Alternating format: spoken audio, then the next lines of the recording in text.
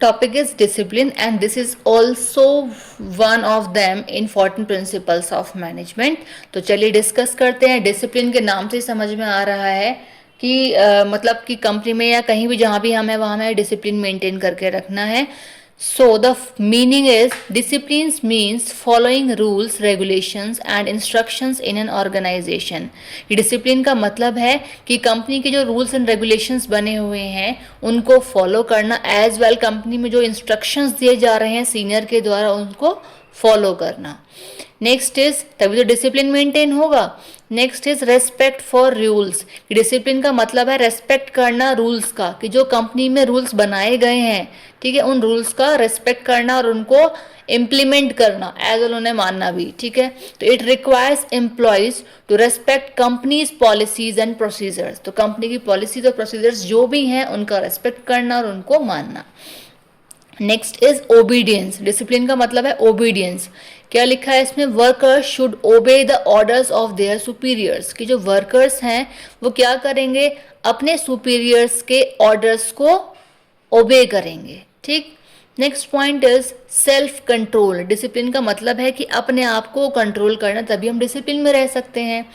Discipline helps develop self control and responsible behaviour. कि discipline क्या है? वो हेल्प करता है डेवलप करने के लिए अपने आप को, मतलब सेल्फ कंट्रोल को, एंड रिस्पॉन्सिबल बिहेवियर को, कि हम एक रिस्पॉन्सिबल बिहेवियर शो कर सकें कंपनी में, जिससे कि इनडिसिप्लिनरी कंडीशन को कंपनी में ना हो. Next is smooth working. कि डिसिप्लिन का मतलब है कि अभी डिसिप्लिन अगर कंपनी में होगा तो क्या होगा? कंपनी में जो वर्किंग होगी वो स्मूथ वर्किंग होगी. अब इसमें क्या है? It ensures the smooth and systematic functioning of the organisation.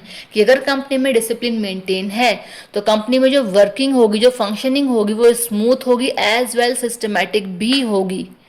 ठीक है, तो पार्ट ऑफ एक पॉजिटिव सारी चीज़ें कंपनी में होती रहेंगी जब डिसिप्लिन कंपनी मेंटेन रहेगा तो.